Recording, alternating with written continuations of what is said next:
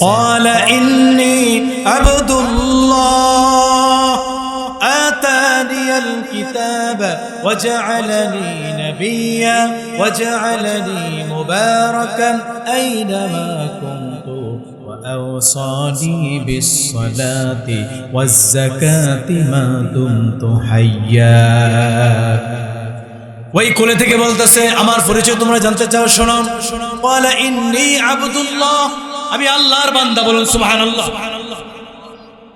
আতানি আল কিতাব আল্লাহ আমাকে কিতাব দিবে ওয়াজআলানি নাবিয়্যা শুধু তাই নয় আবার আল্লাহ তোমাদের জন্য আমাকে নবী হিসাবে পাঠাইছে বলুন সুবহানাল্লাহ ওই নবীর নাম কি ঈসা আলাইহিস সালাম ওই নবীর নাম কি ঈসা আলাইহিস সালাম মায়ের কোলের মধ্যে তিনি কথা বলছেন হযরত জাকারিয়া আলাইহিস সালাম ওই মারিয়ামের ঘরে খাবার সরবরাহ করে যখন খাবারের প্রয়োজন হয় তিনি খাবার সরবরাহ করেন হযরত জাকারিয়া আলাইহিস সালামের বয়স 92 বছর বয়স কিন্তু তার কোনো সন্তান নাই নিঃসন্তান আল্লাহর কাছে দোয়া করতেছেন রব্বি হাবলি মিন লাদুনকা যুররিয়াতান তাইয়্যিবা ইন্নাকা সামিউদ দুআ ও আমার রব আমাকে পবিত্র সন্তান দান করো তুমি তো দোয়া শুনে থাকো আবার দোয়া করতেছে রব্বি লা তাযারুনি ফারদা ওয়া আনতা খায়রুল ওয়ারিসিন ও আমার রব আমাকে নিঃসন্তান করে রাখিয়েন না বয়স 92 বছর আল্লাহর কাছে দোয়া করতেছে পবিত্র সন্তানের জন্য দোয়া করে আবার চিন্তা করে আবার বলতেছে আন্না ইয়াকুনু লি গুলাম ওয়া ক্বাদ বালাগানি আল কিবার ওয়া মারাতি আকির দোয়া করে আবার বলে আন্না ইয়াকুনু লি গুলাম আমার সন্তান কিভাবে হবে ওয়া ক্বাদ বালাগানি আল কিবার আমি বার্ধক্য উপনীত হয়ে গেছি বুড়া হয়ে গেছি وقد بلغني الكبر وامرأتي عاقر আমার স্ত্রী বন্ধা বয়স 92 আবার স্ত্রী বন্ধা সন্তান হবে কিভাবে আবার আল্লাহর কাছে দোয়া করে ইন্নী ওয়াহানাল আযমু মিন্নী ওয়াশতাআলা আর-রাসু শাইবা ওয়া লাম আকুম বিদুআইকা রাব্বি শাকিয়্যা আবার বলতেছে আমার হাড়গুলো আমার হাড্ডিগুলো একেবারে নরম হয়ে গেছে আমার চুলগুলো সাদা হয়ে গেছে কিভাবে আমার সন্তান হবে এই কথা বলার পরে এমন একটা কথা বলেছে আল্লাহকে ইমোশনালি একটু ব্ল্যাকমেইল করে ফেলেছে এই কথা বলে আবার বলতেছে ওয়ালাম আকুম বিদুআইকা রাব্বি শাকিয়্যা ওয়ালাম আকুম বিদুআইকা রাব্বি শাকিয়্যা যদিও আমার হাড় একেবারে দুর্বল হয়ে গেছে আমার চুল সাদা হয়ে গেছে আমার বয়স 92 আমার স্ত্রী বন্ধা কিন্তু তোমার কাছে কোনো কিছু চেয়ে আমি জাকারিয়া কোনো ব্যর্থ হই নাই সুবহানাল্লাহ বলবেন না তোমার কাছে কোনো কিছু চাই আমি ব্যর্থ হই নাই আল্লাহ তাআলা একেবারে ইমোশনালি অ্যাটাক করে আল্লাহর কাছে দোয়া করতেছে রব্বি হাবলি মিন লাদুনকা যুররিয়াতান তাইয়্যিবা ও আমার রব আমাকে পবিত্র সন্তান দান একদিন ঘটনা কি হয়েছে শুনেন হযরত জাকারিয়া আলাইহিস সালাম তিনি মারিয়ামের ঘরের মধ্যে খাবার দেন খাবার সরবরাহ করেন ওই ঘরের মধ্যে কোনো পুরুষ যায় না হযরত জাকারিয়া আলাইহিস সালাম দিনের কাজে দূরে চলে গেলেন দিনের কাজ করতেছেন দাওয়াতের কাজ করতেছেন হঠাৎ করে মনে হলো আইরে ওই মারিয়ামের ঘরে খাবার পৌঁছানোর সময় হয়ে গেল আমি ছাড়া তো সেই ঘরে কেউ খাবার দেয় না যদি আমি না যাই তাহলে মারিয়াম না খেয়ে থাকবে খাবার কে পৌঁছাবে তাড়াতাড়ি করে মারিয়ামের ঘরে চলে গেলেন মারিয়ামের ঘরে পৌঁছানোর সাথে সাথে আল্লাহ বলছেন কুল্লামা দাখালা আলাইহা জাকারিয়াল মিহরাব ওয়াজাদা ইনদাহা রিজকা ক্বালা ইয়া মারইয়াম আন্না লাকি হাযা হযরত জাকারিয়া আলাইহিস সালাম মারিয়ামের ঘরে পৌঁছলেন তার দেরি হয়ে গেছে খাবার দেওয়ার জন্য পৌঁছে যখন ঘরের ভিতরে ঢুকলেন গিয়ে দেখে মৌসুম ছাড়া অনেক ফল দিয়ে তার ঘর ভর্তি বলুন সুবহানাল্লাহ মৌসুম ছাড়া ফল যেমন এখন যদি বলি কয়েক কেজি আম যদি দেখি একটু আশ্চর্য হবো না কারণ এখন তো আম অ্যাভেলেবেল মৌসুম ছাড়া অনেক ফল হযরত জাকারিয়া আলাইহিস সালাম আশ্চর্য হলেন। قال يا مريم أنى لك هذا হযরত জাকারিয়া আলাইহিস সালাম বলছে, হে মারইয়াম, তোমার ঘরে আমি ছাড়া তো কেউ আসে না, এই ফল কোথা থেকে আসলো? হযরত মারইয়াম বলছে, قالت هو من عند الله إن الله يرزق من يشاء بغير حساب। আমি যে বিষয়ে আলোচনা করতে চাই সেটি হলো আমরা প্রত্যেকেই আল্লাহর কাছে দোয়া করি, আল্লাহর কাছে চাই। আমাদের দোয়াগুলো কবুল হয় কি হয় না, অথবা দোয়া কেন কবুল হয় না, বা কবুল হলেও কিভাবে কবুল হয়। আমরা কি চাই না আমাদের দোয়াগুলো কবুল হোক? তো কিভাবে দোয়া করলে দোয়া কবুল হবে, কি কাজ করলে দোয়া কবুল হয় না, দোয়া কবুলের পূর্ব শর্ত প্রি কন্ডিশন কি, এই সম্পর্কে আমরা আলোচনা করব। সকলে বলুন ইনশাআল্লাহ। আল্লাহ রাব্বুল আলামিন বলেন, উদউনি আস্তাজিব লাকুম, তোমরা আমাকে ডাকো, আমি আল্লাহ তোমাদের ডাকে সাড়া দিব। বলুন সুবহানাল্লাহ। আল্লাহ রাব্বুল আলামিন বলেন, ফাযকুরুনি আযকুরকুম ওয়াশকুরুলি ওয়ালা তাকফুরুন। ও বান্দা, তোমরা আমাকে স্মরণ করো, আমি আল্লাহ তোমাদেরকে স্মরণ করব। এই যে আমরা এখানে বসে আল্লাহ এবং তার রাসূলের গুণ কীর্তন করছি, তার প্রশংসা করছি, আলোচনা করতেছি। রাসূল কারীম সাল্লাল্লাহু আলাইহি সাল্লাম বলেন, ওয়া যাকারাহুমুল্লাহু ফীমান ইনদাহু। আমরা যখন এখানে আল্লাহর আলোচনা করার জন্য বসে গেলাম, স্বয়ং আল্লাহ তার ফেরেশতাদেরকে নিয়ে আমাদের আলোচনা করার জন্য বসে গেছে। আল্লাহ বলে যে ক্ষেতের পাড়াতে অনেক মানুষ আছে, কিছু আমার, তবে আমার কিছু বান্দা ওই মাহফিলে একত্রিত হয়েছে। তারা কেন একত্রিত হয়ে? ফেরেশতারা বলেন যে আল্লাহ আপনি তো ভালো জানেন। আল্লাহ বলেন না, তোমাদের জবান থেকে শুনতে আমার ভালো লাগে। ফেরেশতারা বলে তারা গুনাহ করেছে, ওই গুনাহ মাফ করানোর জন্য, তার প্রায়শ্চিত্ত করার জন্য তারা একত্রিত হয়েছে। আল্লাহর ওলি আসবে, ওলির সাথে দোয়া করবে, চোখের পানি ফেলে গুনাহ মাফ চাই, এই উদ্দেশ্যে এসেছে। আল্লাহ তাআলা বলেন, ওয়া ইজ্জতি ওয়া জালালি ওয়া কারামি ওয়া উলুফি ওয়া ইরতিফা'i মাকানি লা উজিবান্না। আমার ইজ্জত জালালের কসম করে বলছি, যারা গুনাহ মাফের জন্য একত্রিত হলো, বিদায়ী মুনাজাতে তারা হাত ধরবে, আমি আল্লাহ তাদের জীবনের সব গুনাহ মাফ করে দিব। এমন একটি মাহফিলে আসতে পেরে আমরা খুশি না বেজা? এজন্য একটু জোরে বলি আলহামদুলিল্লাহ। আমরা যে আল্লাহর কাছে দোয়া করি, আমার আল্লাহ শোনেন কি শোনেন না?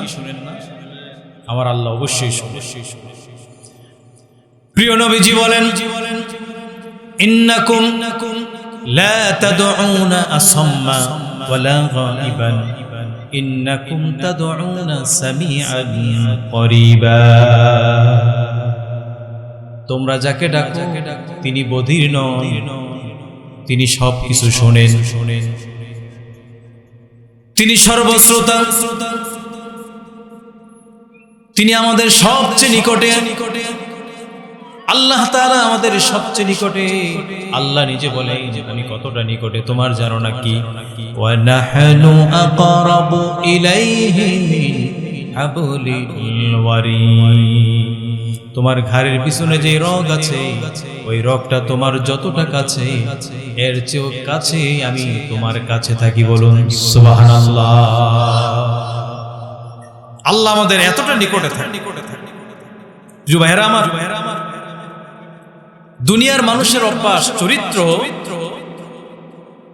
একদিন চাইবেন দিব, 2 দিন চাইবেন দিব, 3য় দিন সে বিরক্ত হবে। তার যতই টাকা পয়সা থাকুক, কিন্তু আপনি বারবার চাইলে বিরক্ত হবে। কিন্তু আমার মালিক, আমার আল্লাহ এমন আল্লাহ, আল্লাহর কাছে না চাইলে আল্লাহ রাগ করে। আল্লাহ বলেন এত বান্দা চায়, তুই চাস তাকে বানা। আল্লাহ রাগ করে, আল্লাহ অপেক্ষা থাকে বান্দা কখন চাইবে আর আমি দিয়ে দিব। সুবহানাল্লাহ পড়ে। আল্লাহ তাআলা যে আমাদের জন্য অপেক্ষা করেন তার একটি প্রমাণ নবীজি সাল্লাল্লাহু আলাইহি ওয়াসাল্লাম বলেন, ইয়ানজিলু রাব্বুনা কুল্লা লাইলাতিন ইলাস সামাঈদ দুনিয়া। রাতের শেষ অংশে আমার আল্লাহ তাআলা প্রথম আসমানে চলে আসে। ইলা সুলুসিল লাইলিল আখির, রাতের শেষ অংশ যখন হয় আমার আল্লাহ তাআলা প্রথম আসমানে চলে এসে আল্লাহ তাআলা আমাদেরকে ডাকতে থাকে, ও বান্দা কি গুনাহ করেছো, দেখো আমি তোমার গুনাহ maaf করানোর জন্য, তোমার দোয়া কবুল করার জন্য আমি প্রথম আসমানে চলে এসেছি। কে আছো ঋণগ্রস্ত, আমার কাছে চাও, দেখো বান্দা আমি প্রথম আসমানে চলে এসেছি। কিন্তু বাস্তবতা হলো যার জীবনে গুনাহ বেশি শেষ রাত্রে তার ঘুমও বেশি, আর যার গুনাহ নাই সে শেষ রাতে উঠে তাহাজ্জুদ করে আল্লাহর কাছে মাফ চায়। কি বলেন, কথাটা বাস্তব না অবাস্তব? অথচ আল্লাহ তাআলা প্রথম আসমানে এসে আমাদেরকে ডাকতে থাকে যে বান্দা তুমি আমার কাছে চাও, আমি প্রথম আসমানে চলে এসেছি তোমাকে দেওয়ার জন্য। জোরে করুন না সুবহানাল্লাহ। যদি বুঝে থাকেন বলুন তো যে জান্নাতের ব্যাপারে আমাদের আগ্রহ বেশি নাকি আল্লাহর আগ্রহ বেশি? আমাদেরকে জান্নাত দেওয়ার ব্যাপারে আমাদের আগ্রহ বেশি না আল্লাহর আগ্রহ বেশি? দুইটাই কইতেছেন, যেটা হয় দুইটাই কোন, আল্লাহর আমাদের দুইটাই কোন, যেটা হয়। নবীজি কি বলতেছে? সহিহ মুসলিমের হাদিস, আমাদেরকে জান্নাত দেওয়ার ব্যাপারে, আমাদেরকে মাফ করার ব্যাপারে আমাদের চেয়ে আমার আল্লাহর আগ্রহ এত বেশি। প্রিয় নবীজি বলে, মান তাকাররাবা ইলাইয়া শিবরান তাকাররাবতু ইলাইহি যিরাআন ওয়া মান তাকাররাবা ইলাইয়া যিরাআন তাকাররাবতু ইলাইহি বা'আন ওয়া ইযা আকবালা ইলাইয়া ইয়ামশি আকবালতু ইলাইহি মুহারবিলু। একটু জোরে কোন সুবহানাল্লাহ। নবীজি বলেন, আল্লাহ তাআলা বলেছেন কোন বান্দা যদি আমাকে পাওয়ার জন্য, জান্নাত পাওয়ার জন্য এক বিগত আমার দিকে অগ্রসর হয়, আমি আল্লাহ তাকে জান্নাত দেওয়ার জন্য ওই বান্দার দিকে এক হাত অগ্রসর হই। কোন বান্দা যদি আমাকে পাওয়ার জন্য, জান্নাত পাওয়ার জন্য এক হাত অগ্রসর হয়, আমি আল্লাহ তার দিকে দুই হাত অগ্রসর হই। জোরে কোন সুবহানাল্লাহ। কোন বান্দা যদি জান্নাত পাওয়ার জন্য আমার দিকে হেঁটে হেঁটে আসে, আমি আল্লাহ তার দিকে দৌড়ায় যাই। সুবহানাল্লাহ পড়ে। এখানে আল্লাহর নবী তিনটা স্টেপ পড়লেন। যদি বান্দা এক বিগত অগ্রসর হয়, আমার আল্লাহ এক হাত অগ্রসর হন। যদি কোন বান্দা এক হাত অগ্রসর হন, আমার আল্লাহ দুই হাত অগ্রসর হন। আবার যদি কোনো বান্দা আল্লাহর দিকে হেঁটে হেঁটে যায়, আমার আল্লাহ দৌড়ায় আসে। 4 নম্বর একটা স্টেপ আছে, কোনো বান্দা যদি জান্নাত পাওয়ার জন্য দৌড়ায়, তখন আমার আল্লাহ কি করে? সুবহানাল্লাহ বলেন আগে। যদি কোনো বান্দা আল্লাহর দিকে দৌড়ায় যায়, তখন আল্লাহ কি করে? তখন আল্লাহ তাআলা দুনিয়া থাকা অবস্থায় ওই বান্দাকে জান্নাতের সুসংবাদ দিয়ে দেন। জান্নাতের সুসংবাদ দিয়েছে এমন অনেক মানুষ দুনিয়াতে আছে না? জান্নাতি সুসংবাদ পেয়েছে 10 জন প্রসিদ্ধ সাহাবী। এই ছাড়াও আরো অনেকে আছে, তাদের সংখ্যা 10 নয়, অসংখ্য আল্লাহর বান্দারা আছে, তারা জান্নাত পাওয়ার জন্য দৌড়াইতেছে। জান্নাত পাওয়ার জন্য বাড়ি ঘর ব্যবসা বাণিজ্য সব ছেড়ে দেয়।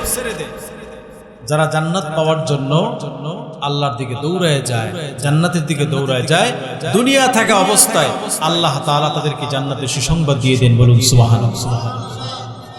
সুতরাং আল্লাহ তাআলা চান বান্দা যেন আমার কাছে দোয়া করে, কারণ দোয়াটাই হচ্ছে একটা ইবাদত। আদ-দুআউ হুয়াল ইবাদত। দোয়াটাই একটা ইবাদত। আদ-দুআউ মুখুল ইবাদত। দোয়া ইবাদতের মতো। আল্লাহর নবী বলেন, লাইসা শাইউন আকরামা আলাল্লাহি মিনাদ দুআ, দোয়ার চেয়ে সম্মানিত বিষয় আল্লাহর কাছে আর কিছু নাই।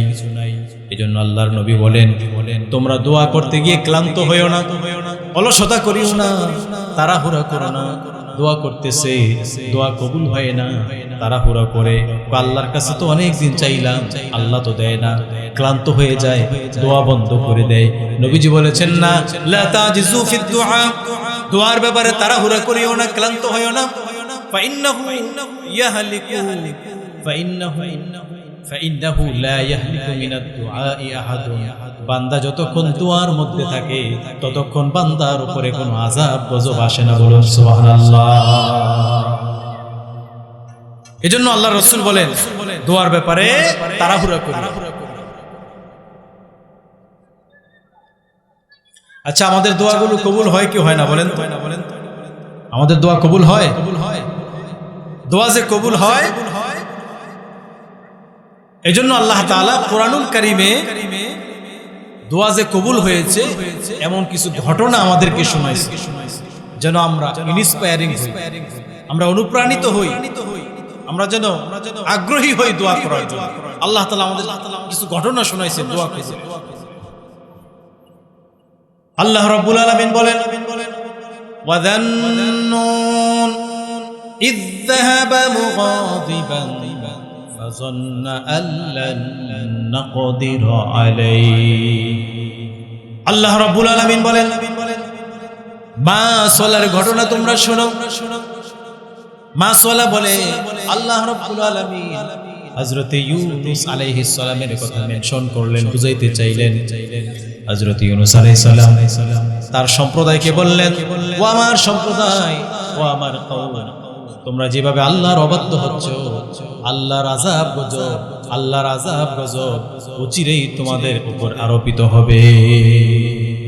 বাবার জাতি, যেভাবে তোমরা আল্লাহর অবাধ্য হচ্ছ, অচিরেই আল্লাহর গজব চলে আসবে। হযরত ইউনূস আলাইহিস সালাম ভাবলেন, আমি আমার উম্মতকে যদি এই কথা বলি তারা সবাই তওবা করবে, আল্লাহর দিকে ফিরে আসবে। কিন্তু না, তারা এমন অবাধ্য, তারা হযরত ইউনূস আলাইহিস সালামকে বলছেন, ও আল্লাহর নবী ইউনূস, তুমি যে বললা আল্লাহর আযাব গজব আসবে, কবে আসবে? আসে না কেন?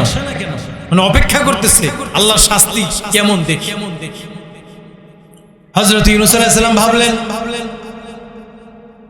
আল্লাহ তাআলা তাদেরকে শাস্তি দিবেন, আল্লাহর আযাব চলে আসবে। আমি যদি তাদের সাথে থাকি, ওই আযাবে হয়তো আমাকে স্পর্শ করবে। সুতরাং তিনি তার কওমের সাথে, তিনি তার উম্মতের সাথে রাগ করে চলে গেলেন। আল্লাহ বলেন, ইযযাহাবা মুগাদিবা। হযরত ইউনূস আলাইহিস সালাম রাগ করে চলে গেলেন। রাগ করে যাওয়ার পরে আল্লাহ রাব্বুল আলামিন বলছেন, ওয়া ইন্না ইউনুস লামিনাল মুরসালিন ইয আবাকা ইলাল ফুলকিল মাশহুন ফাসাহাবা ফাকানা মিনাল মুদহাদিন। ইউনুস আলাইহিস সালাম সমুদ্রের মধ্যে যাত্রী বোঝাই করা এটা নৌযানের মতোই, এটা ট্রলার, এটা নৌযান, এটা স্টিমার, জাহাজের মধ্যে তিনি আরোহণ করলেন। আল্লাহ তাআলা বলছেন, জাহাজ যখন সমুদ্রের মাঝখানে চলে যায় তখন জাহাজটা থেমে গেল, তার সামনে যায় না, একেবারে বন্ধ হয়ে গেল। সবাই মিলে চিন্তা করলো, ব্যাপার কি, জাহাজ কেন বন্ধ হয়ে গেল? নিশ্চয়ই এখানে এমন কোন বান্দা আছে যে তার মনিবের অনুমতি ছাড়া এই এলাকা ছেড়ে চলে যাচ্ছে। লটারি করা হলো। কুরআনুল কারীমে আল্লাহ বলে সূরা সাফফাতে, তারা লটারি করলো। যতবার লটারি করে, লটারির মধ্যে হযরত ইউনূস আলাইহিস সালামের নাম ওঠে। হযরত ইউনূস আলাইহিস সালাম বুঝলেন যে এই ঘটনা আমার জন্য হচ্ছে, কারণ আমি আমার মনিবের অনুমতি ছাড়া আমি আমার এলাকা ছেড়ে চলে যাচ্ছি। তিনি বুঝতে পারলেন যে আমার কারণে হচ্ছে।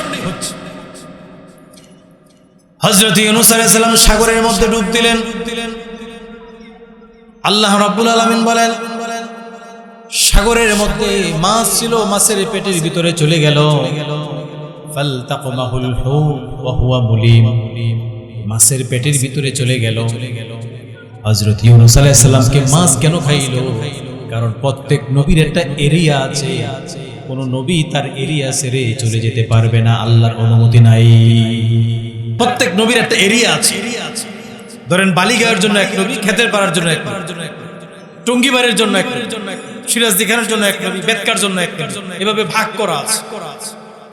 এজন্য পূর্বের যত নবীরা আছে তারা ইয়া কওমি, হে আমার জাতি বলে সম্বোধন করে। সমস্ত নবীদের একটা এরিয়া ভাগ করা আছে, একটা জেলার জন্য এক নবী, একটা গ্রামের জন্য এক। কিন্তু আপনার আমার নবীর এরিয়া কতটুকু বলেন তো? আল্লাহ রাব্বুল আলামিন বলেন, আমি রব্বুল আলামিন, সারা পৃথিবীর রব, আর আপনি রাহমাতুল লিল আলামিন। আমি রব্বুল আলামিন, আমার এরিয়া যতটুকু, আপনি রাহমাতুল লিল আলামিন, আপনার এরিয়াও ততটুকু। এজন্য আল্লাহর নবী যখন ডাকতেন মানুষকে তখন বলতেন ইয়া আইয়ুহান নাস, কুল ইয়া আইয়ুহান নাস ইন্নী রাসূলুল্লাহি ইলাইকুম জামিআ। আল্লাহ নবী ডাকতেন, ও মানব সকল, আমি তোমাদের সকলের জন্য নবী এবং রাসূল হিসেবে প্রেরিত হয়েছি। বলুন সুবহানাল্লাহ।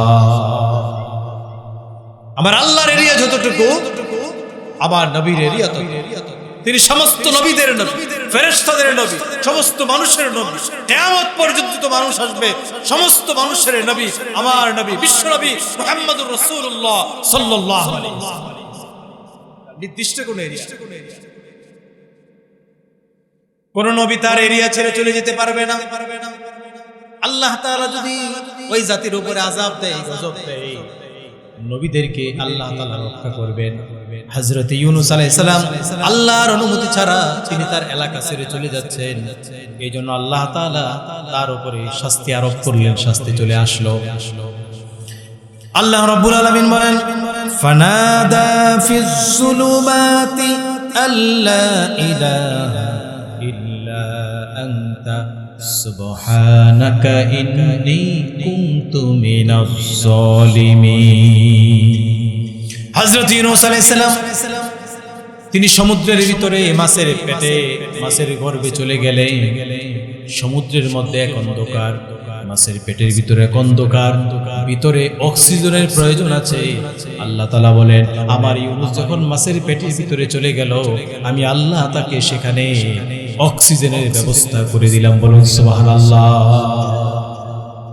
তিনি আল্লাহকে ডাকতে লাগলেন, লা ইলাহা ইল্লা আনতা সুবহানাকা ইন্নী কুনতু মিনাজ জালিমিন। এই দোয়া পড়ে ডাকতে আল্লাহ তাআলা বলেন, ফালাউলা আন্নাহু কানা মিনাল মুসাব্বিহিন লালাবিসা ফি বাতনিহি ইলা ইয়াউমি ইউবআসুন। আমার ইউনূস যদি সেখানে তাসবিহ পাঠ না করত, আমি আল্লাহ তাআলা মাছের পেটের ভিতরে তাকে কিয়ামত পর্যন্ত রেখে দিতাম। সুবহানাল্লাহ পড়ে আল্লাহ রাব্বুল আলামিন বলছেন,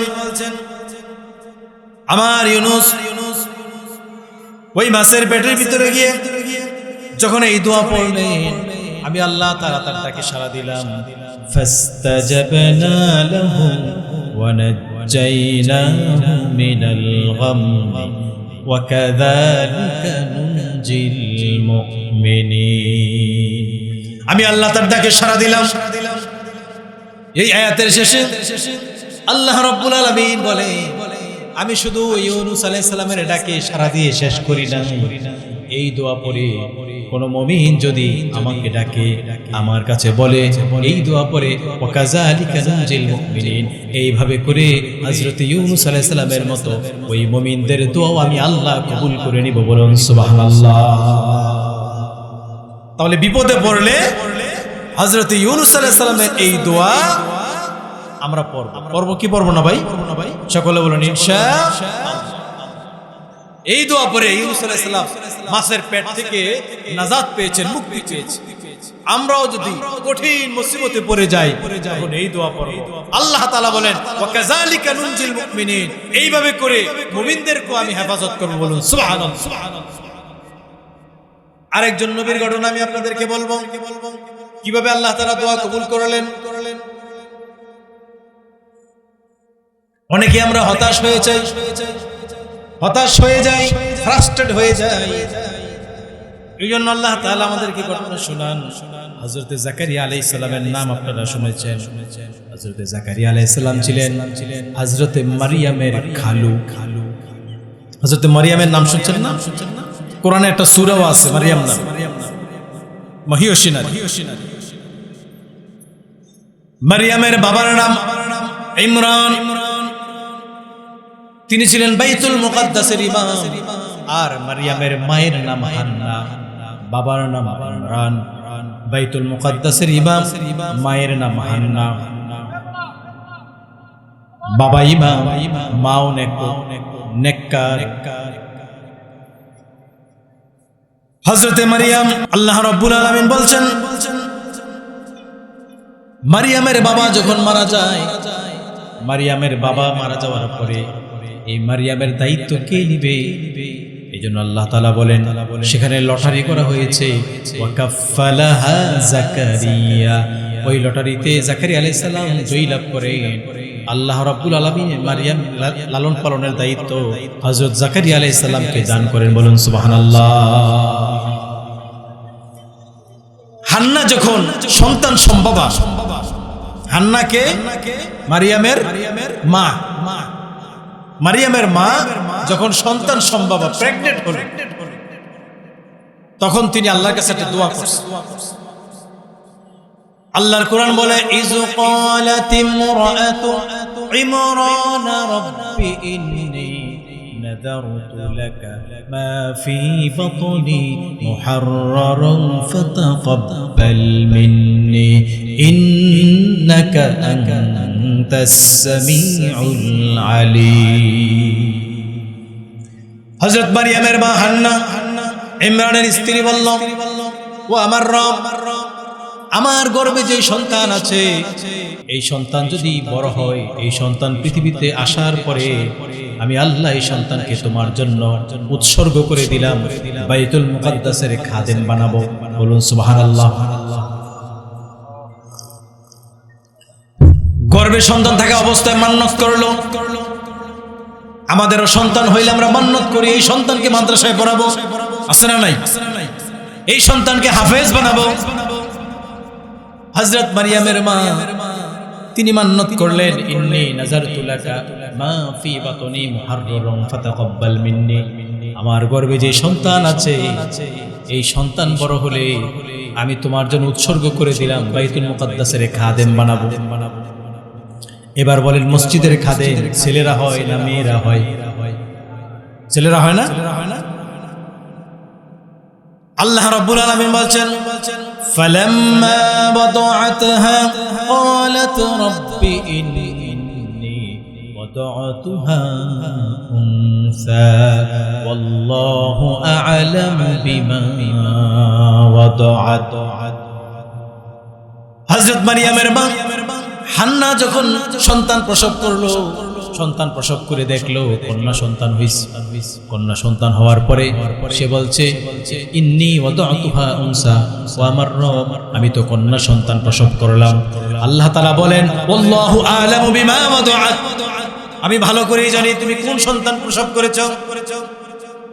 ওয়ালাইসা যাকারু কাল উনসা, কন্যা সন্তান ওই পুত্র সন্তানের মতো আমি তোমাকে যেই কন্যা সন্তান দান করেছি, দুনিয়ার কোনো সাধারণ কন্যা সন্তান নয়, হাজার হাজার পুত্র সন্তান, লক্ষ লক্ষ পুত্র সন্তান এই কন্যা সন্তানের সমান হতে পারবে না। একটু জোরে কোন সুবহানাল্লাহ।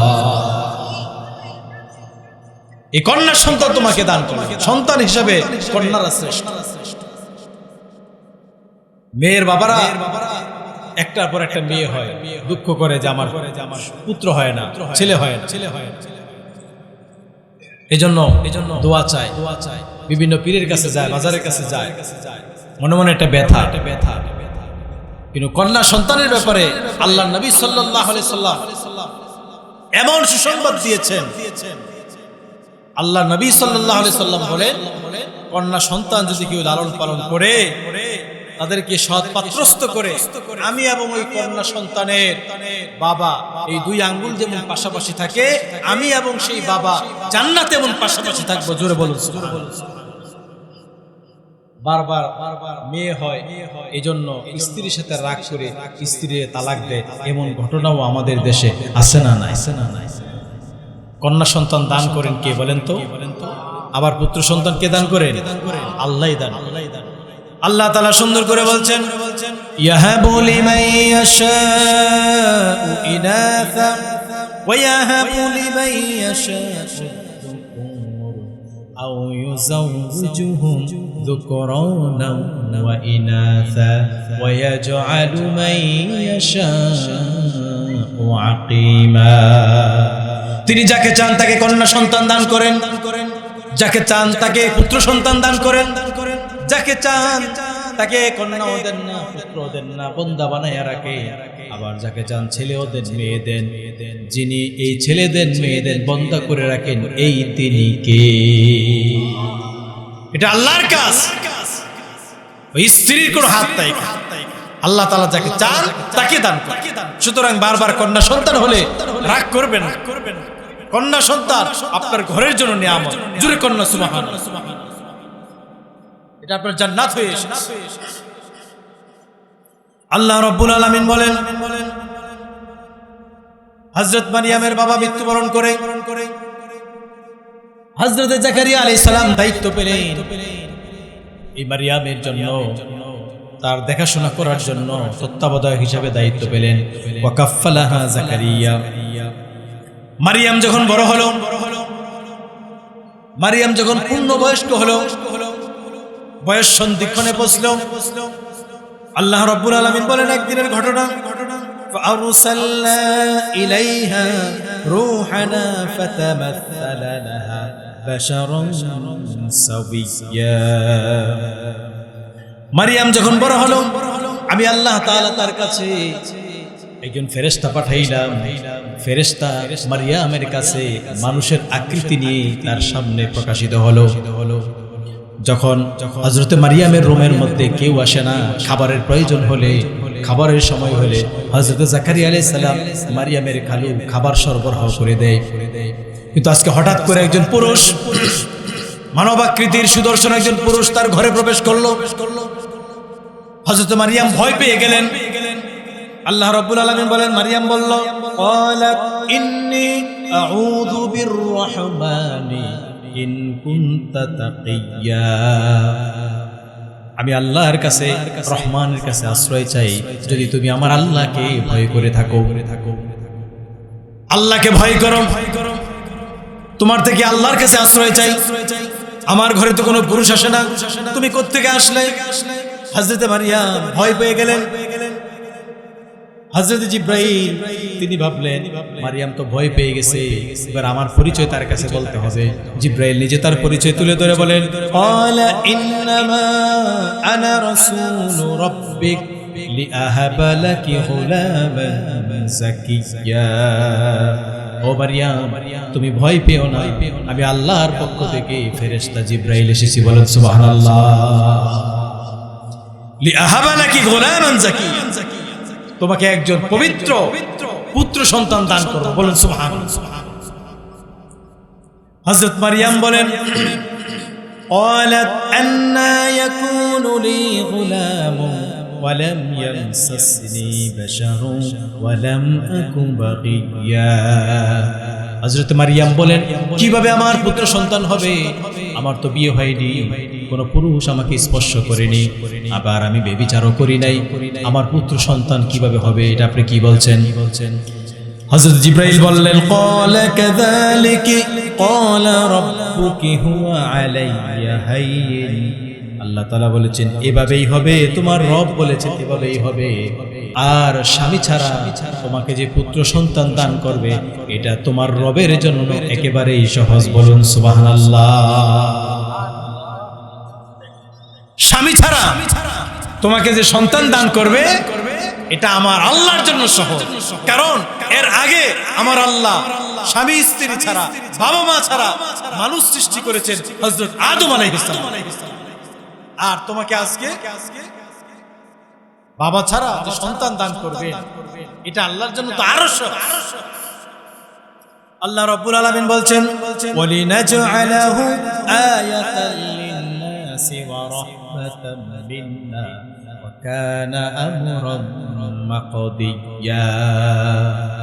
আমি যে তোমাকে সন্তান দান করব গোটা বিশ্ববাসীর জন্য এটা আমি নিদর্শন বানাবো মানুষের জন্য, আর এটার ফয়সালা হয়ে গেছে। এরপর আল্লাহ তাআলা বলছেন فأجاءها المخاض إلى جذع النخلة। আল্লাহ রাব্বুল আলামিন বলেন তার গর্ভে যখন সন্তান চলে আসলো, সমাজ থেকে আড়াল হয়ে সেটা খেজুরের বাগানের মধ্যে চলে গেল। বাগানের মধ্যে চলে যাওয়ার পরে আল্লাহ তাআলা বলেন মারিয়াম মানুষের অপবাদের ভয়ে তিনি আল্লাহকে বলছেন ক্বালাত ইয়া লাইতানি মিততু ক্বাবলা হাযা ওয়া কুনতু নাসিয়াম মানসিয়া। ইয়া লাইতানি, হায় আফসোস, মৃত্যু ক্বাবলা হাযা, এই পরিবেশ হওয়ার আগে যদি আমার মরণ হয়ে যেত তাহলে ভালো হইতো, কারণ মানুষ তো আমাকে অপবাদ দিবে। ওয়া কুনতু নাসিয়াম মানসিয়া, অথবা মানুষের স্মৃতি থেকে যদি আমার নামটা মুছে যেত তাহলে ভালো হইতো। হযরত মারিয়াম নিজেকে ধিক্কার দিচ্ছে আর আফসোস করে বলছে যদি আমার মৃত্যু হয়ে যেত তাহলে ভালো হইতো। আল্লাহ তাআলা বলেন না ফানাদাহা মিন তাহতিহা আল্লা তাহজানি قد جعل ربك تحتك سريا। ফেরেশতা ডেকে বলতেছে তুমি দুঃখ করিও না, চিন্তিত হইও না, তোমার পায়ের নিচে আল্লাহ তাআলা একটা ঝর্ণা দিয়ে দিয়েছে, যখনই পানি খাওয়ার প্রয়োজন হবে ওই ঝর্ণা থেকে তুমি পানি পান করবে। বলুন সুবহানাল্লাহ। আছে বাগানের ভিতরে পায়ের নিচে ঝর্ণা তৈরি করে দিয়েছে।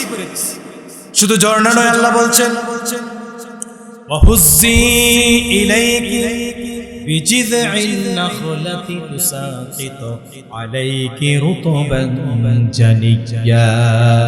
তোমার সামনে খেজুর গাছ আছে, এই খেজুর গাছকে ধরে তুমি হালকা একটু নাড়াচাড়া দাও, ধাক্কা দাও, ধাক্কা দেওয়ার সাথে সাথে কাঁচা এবং পাকা খেজুর তোমার সামনে চলে আসবে। বলুন সুবহানাল্লাহ। পানির ব্যবস্থা আছে, খেজুরের ব্যবস্থা আছে, খেতে থাক, খেতে থাক। আল্লাহ তাহজানি, দুঃখ করিও।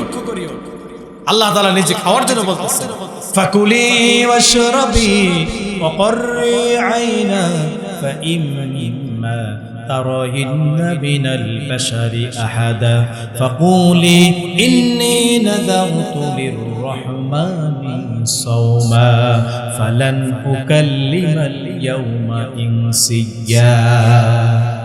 আল্লাহ বলেন তোমাকে খেজুরের ব্যবস্থা করলাম, ঝর্ণা আছে, পানি খাও, খাও এবং পান করো, চক্ষু শীতল করো। আর যখন তুমি লোকালয়ে চলে যাবে, সমাজের মানুষের কাছে চলে যাবে, মানুষ তোমাকে জিজ্ঞেস করবে এই সন্তান তুমি কোত্থেকে নিয়ে আসলে, তখন তুমি বলবে যে আমি কথা না বলার জন্য রহমানের জন্য রোজা রেখেছি, সুতরাং আমি কথা বলতে পারবো না, আজকে আমি কথা বলবো না। হযরত মারিয়াম তার কোলে নবজাতক সন্তান, যার বয়স মাত্র 2-3 দিন হয়েছে, এই কয়েকদিন বয়সে সন্তানটাকে সমাজের মানুষের কাছে নিয়ে গেল, লোকালয়ে চলে গেল, বাড়িতে চলে গেল। বাড়িতে যাওয়ার পরে আল্লাহ তাআলা বলেন ফাআতাত বিহি কওমাহা তাহমিলু ক্বালু ইয়া মারইয়াম লাকাদ জিইতি শাইআন ফারিয়া। এরপরে বলছেন মারিয়াম যখন এই নবজাতক সন্তানকে বহন করে কোলে করে লোকালয়ে গেল মানুষের কাছে, সমস্ত মানুষেরা সমাজবাসী জিজ্ঞেস করছে মারিয়াম এই সন্তান তুমি কোত্থেকে নিয়ে আসলে? আবার কেউ কেউ বলছে ইয়া উখতা হারুন মা কানা আবুকি ইমরাআ সাওইন ওয়া মা কানাত উম্মুকি বাগিয়া। হে হারুনের বোন, তোমার বাবা মা ভালো ছিল, তোমার বাবা মা তো ব্যভিচারী ছিল না, তোমার বাবা ভালো ছিল, ভালো মানুষ ছিল, নেককার মানুষ ছিল, ইমাম সাহেব ছিল, তোমার মাও নেককারিনী সালেহা আবেদা ছিল, কিন্তু তুমি কোত্থেকে এই সন্তান নিয়ে আসলে? এবার হযরতে মারিয়াম বলছে ফাআশারাত ইলাইহি। হযরতে মারিয়াম কোনো কথা বলে না। সমাজবাসী যখন জিজ্ঞেস করলো তোমার কোলে যে সন্তান, এই সন্তান তুমি কোত্থেকে নিয়ে আসলে, হযরতে মারিয়াম কোনো উত্তর দেয় না। ফাআশারাত ইলাইহি, ইশারা দিয়ে বলে সন্তানকে জিজ্ঞেস করো, কোলের এই সন্তানকে জিজ্ঞেস করো। সমাজবাসী বলতেছে কাইফা নুকাল্লিমু মান কানা ফিল মাহদি সাবিয়্যা। এই কোলের সন্তান মাত্র 3 দিন বয়স, এই কোলের সন্তান কিভাবে কথা বলবে? আমাদের সাথে তুমি ইয়ার কি করো নাকি, মজা লও নাকি? একজন বলতেছে যেহেতু বলতেছে তাহলে জিজ্ঞেস করেই দেখি। একজন জিজ্ঞেস করলো এই নবজাতক সন্তান তোমার কি পরিচয়, কোথা থেকে আসছো, তুমি বলো তোমার পরিচয় কি? আল্লাহ রাব্বুল আলামিন বলেন এই কথা বলার সাথে সাথে যেই সন্তানের বয়স 3 দিন, কোলের মধ্য থেকে ওই সন্তানের জবান খুলে গেল। তিনি বলতেছেন ক্বালা ইন্নী আবদুল্লাহ আতানিয়াল কিতাবা ওয়াজআলানি নাবিয়্যা ওয়াজআলানি মুবারাকান আইনামা কুনতু وأوصاني بالصلاة والزكاة ما دمت حيا। ওই কোলে থেকে বলতেছে আমার পরিচয় তোমরা জানতে চাও, শোনো। ক্বালা ইন্নী আবদুল্লাহ, আমি আল্লাহর বান্দা, বলুন সুবহানাল্লাহ। আতানিয়াল কিতাব, আল্লাহ আমাকে কিতাব দিবে। ওয়াজআলানি নাবিয়্যা, শুধু তাই নয়, আবার আল্লাহ তোমাদের জন্য আমাকে নবী হিসাবে পাঠাইছে, বলুন সুবহানাল্লাহ। ওই নবীর নাম কি? ঈসা আলাইহিস সালাম। ওই নবীর নাম কি? ঈসা আলাইহিস সালাম। মায়ের কোলের মধ্যে তিনি কথা বলছেন। হযরতে জাকারিয়া আলাইহিস সালাম ওই মারিয়ামের ঘরে খাবার সরবরাহ করে, যখন খাবারের প্রয়োজন হয় তিনি খাবার সরবরাহ করেন। হযরতে জাকারিয়া আলাইহিস সালামের বয়স 92 বছর বয়স, কিন্তু তার কোনো সন্তান নাই, নিঃসন্তান। আল্লাহর কাছে দোয়া করতেছেন রব্বি হাবলি মিন লাদুনকা যুররিয়াতান তাইয়্যিবা ইন্নাকা সামিউদ দুআ। ও আমার রব, আমাকে পবিত্র সন্তান দান করো, তুমি তো দোয়া শুনে থাকো। আবার দোয়া করতেছে রব্বি লা তাযারনি ফারদাও ওয়া আনতা খায়রুল ওয়ারিসিন। ও আমার রব, আমাকে নিঃসন্তান করে রাখিয়েন না। বয়স 92 বছর, আল্লাহর কাছে দোয়া করতেছে পবিত্র সন্তানের জন্য। দোয়া করে আবার চিন্তা করে, আবার বলতেছে আন্না ইয়াকুনু লি গুলাম ওয়া ক্বাদ বালাগানি আল কিবার ওয়া মারআতি আকির। দোয়া করে আবার বলে আন্না ইয়াকুনু লি গুলাম, আমার সন্তান কিভাবে হবে? ওয়া ক্বাদ বালাগানি আল কিবার, আমি বার্ধক্যে উপনীত হয়ে গেছি, বুড়া হয়ে গেছি। ওয়া ক্বাদ বালাগানি আল কিবার ওয়া মারআতি আকির, আমার স্ত্রী বন্ধা, বয়স 92, আবার স্ত্রী বন্ধা, সন্তান হবে কিভাবে? আবার আল্লাহর কাছে দোয়া করে ইন্নী ওয়াহানাল আযমু মিন্নী ওয়াশতাআলার রাসু শাইবা ওয়া লাম আকুম বিদুআইকা রাব্বি শাকিয়্যা। আবার বলতেছে আমার হাড়গুলো, আমার হাড্ডিগুলো একেবারে নরম হয়ে গেছে, আমার চুলগুলো সাদা হয়ে গেছে, কিভাবে আমার সন্তান হবে? এই কথা বলার পরে এমন একটা কথা বলেছে, আল্লাহকে ইমোশনালি একটু ব্ল্যাকমেইল করে ফেলেছে। এই কথা বলে আবার বলতেছে ওয়ালাম আকুম বিদুআইকা রাব্বি শাকিয়্যা, ওয়ালাম আকুম বিদুআইকা রাব্বি শাকিয়্যা। যদিও আমার হাড় একেবারে দুর্বল হয়ে গেছে, আমার চুল সাদা হয়ে গেছে, আমার বয়স 92, আমার স্ত্রী বন্ধা, কিন্তু তোমার কাছে কোনো কিছু চেয়ে আমি জাকারিয়া কোনো ব্যর্থ হই নাই। সুবহানাল্লাহ বলবেন না? তোমার কাছে কোনো কিছু চাই আমি ব্যর্থ হই নাই। আল্লাহ তাআলাকে একেবারে ইমোশনালি অ্যাটাক করে আল্লাহর কাছে দোয়া করতেছে রব্বি হাবলি মিন লাদুনকা যুররিয়াতান তাইয়্যিবা, ও আমার রব, আমাকে পবিত্র সন্তান দান। একদিন ঘটনা কি হয়েছে শুনেন। হযরতে জাকারিয়া আলাইহিস সালাম তিনি মারিয়ামের ঘরের মধ্যে খাবার দেন, খাবার সরবরাহ করেন। ওই ঘরের মধ্যে কোনো পুরুষ যায় না। হযরত জাকারিয়া আলাইহিস সালাম দিনের কাজে দূরে চলে গেলেন, দিনের কাজ করতেছেন, দাওয়াতের কাজ করতেছেন।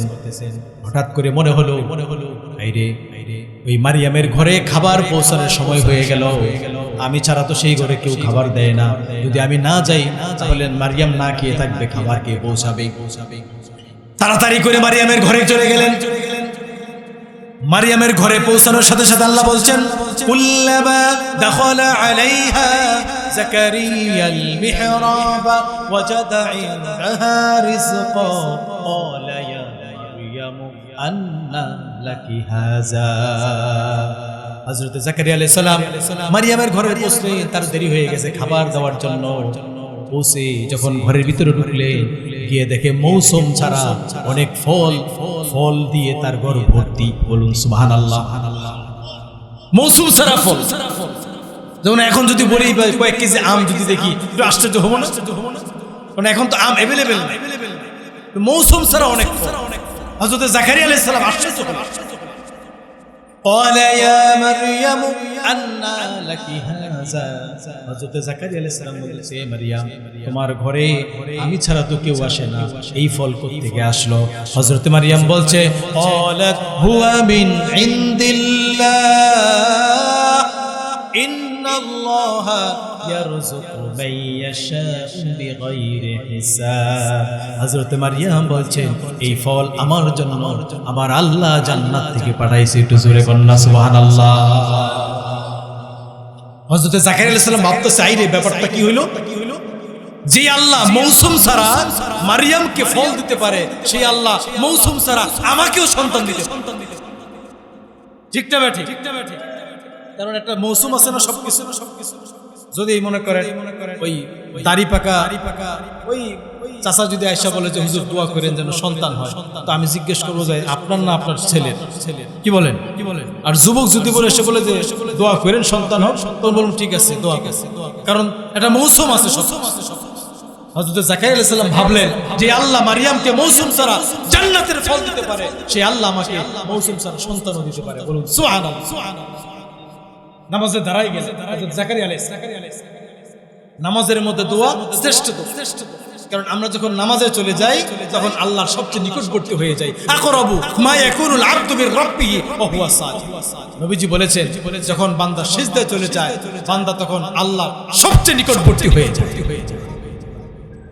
ফানাদাতুহুল মালাইকাতু ওয়া হুয়া কাইমুন ইউসাল্লি ফিল মিহরাব আন্নাল্লাহা ইউবাশশিরুকা বিগুলাম। হযরত জাকারিয়া আলাইহিস সালাম তিনি নামাজের মধ্যে আল্লাহর কাছে দোয়া করলেন।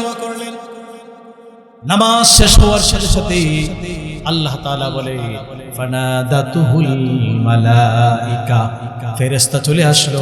হযরত জিবরাইল এসে হযরত জাকারিয়া আলাইহিস সালামকে সুসংবাদ দিলেন, ডেকে বললেন, ইয়া জাকারিয়া ইন্না নুবাশশিরুকা বিগুলামিন ইসমুহু ইয়াহইয়া লাম নাজআল লাহু মিন ক্বাবলু সাবিয়্যা। হযরত জিবরাইল আলাইহিস সালাম বলতেছিল, জাকারিয়া তোমার বয়স 92 বছর, আল্লাহর কাছে তুমি সন্তান চেয়েছিলে, আমার আল্লাহ সন্তানই দেয় নাই, আমার আল্লাহ সেই সন্তানের নাম নিজে রাখছে ইয়াহইয়া। সুবহানাল্লাহ কইবেন না? নাম রাখলো কে? নাম কি? ইয়াহইয়া। আল্লাহ বলেন, তুমি সন্তান চাইছিলা, আমি সন্তান দেই নাই, আমি আল্লাহ নিজে তোমার সন্তানের নাম রাখলাম ইয়াহইয়া।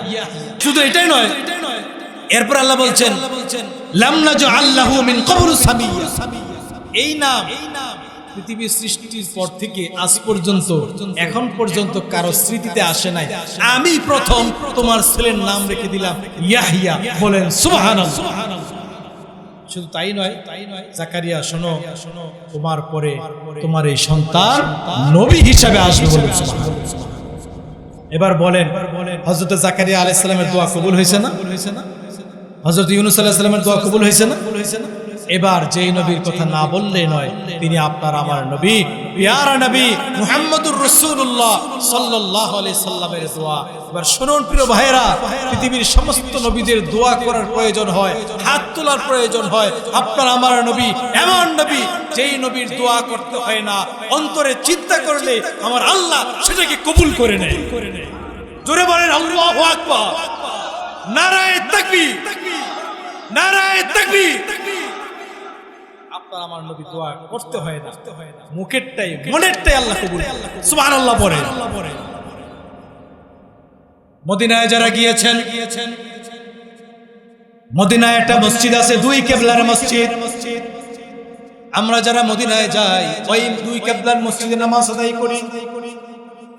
মক্কা থেকে মদিনায় যাওয়ার পরে আপনার আমার নবী তখন কিবলা ছিল ফিলিস্তিনের দিকে, জেরুজালেমের দিকে, বাইতুল মুকাদ্দাসের দিকে। খানায়ে কাবার সাথে নবীজির সম্পর্ক 53 বছরের সম্পর্ক। 53টি বছর জন্ম থেকে খানায়ে কাবার সাথে সম্পর্ক, ভালোবাসা মহব্বত হয়ে গেছে। খানায়ে কাবা ছেড়ে আজ 9 মাস হয়ে গেছে নবীজি সাল্লাল্লাহু আলাইহি সাল্লাম মদিনাতুল মুনাওয়ারা চলে গেছেন। কিবলা তখন ফিলিস্তিনের দিকে। আসরের নামাজের ঘটনা, দুই কিবলার মসজিদের সামনে আসরের নামাজ নবীজি পড়াবেন।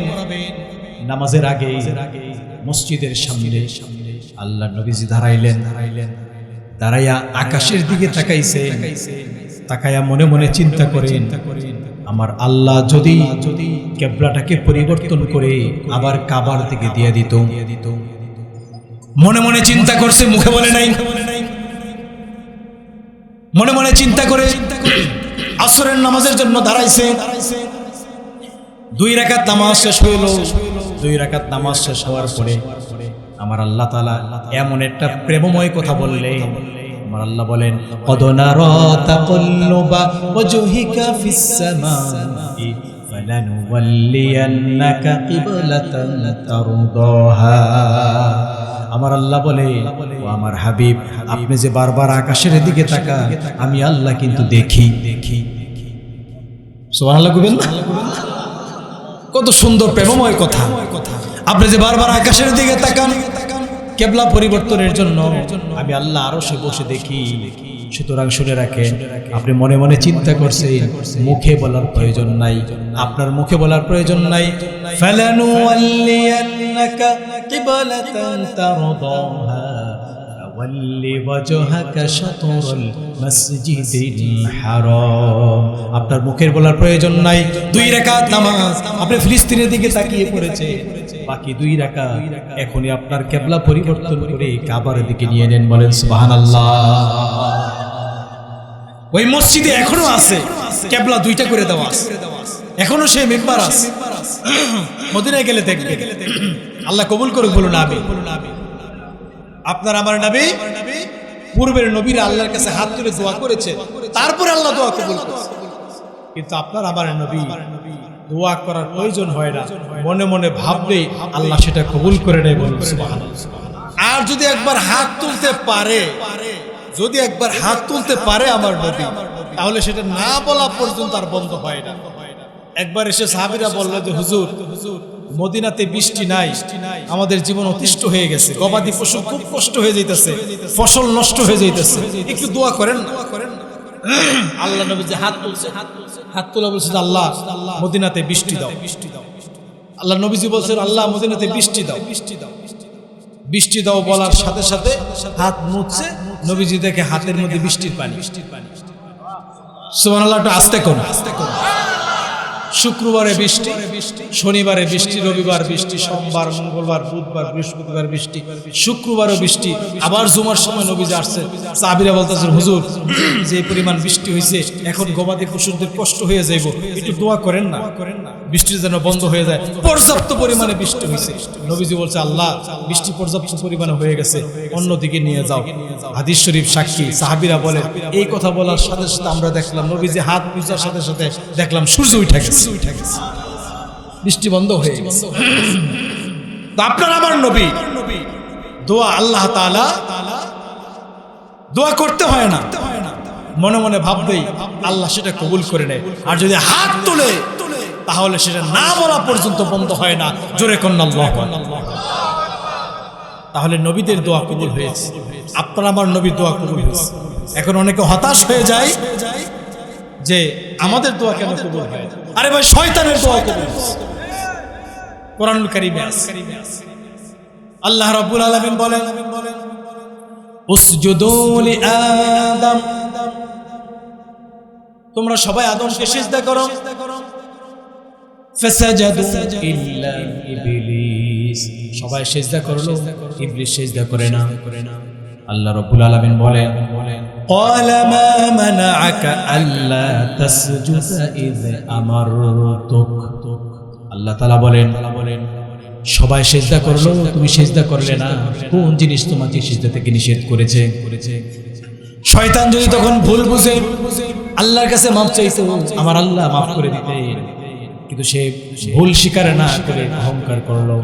সে বলে, ক্বালা আনা খায়রুম মিন খলাকতানি মিন নারিন ওয়া খলাকতাহু মিন তিন। শয়তান বলছে আমি আদম থেকে ভালো, কারণ আমাকে বানাইছেন আগুন দিয়ে, আর আদমকে সৃষ্টি করেছেন মাটি থেকে, আমি তার থেকে ভালো। আল্লাহ তাআলা বলেন, ক্বালা ফাখরুজ মিনহা ফাইন্নাকা রাজিম। আল্লাহ বলছেন এখান থেকে বের হয়ে যা, তুই অভিশপ্ত, তুই শয়তান। বলেন ঠিক কিনা? ঠিক কিনা? আল্লাহ বলছেন, ক্বালা ফাহাবিত মিনহা ফামা ইয়াকুনু লাকা আন তাতাকাব্বারা ফিহা ফাখরুজ ইন্নাকা মিনাস সাগিরিন।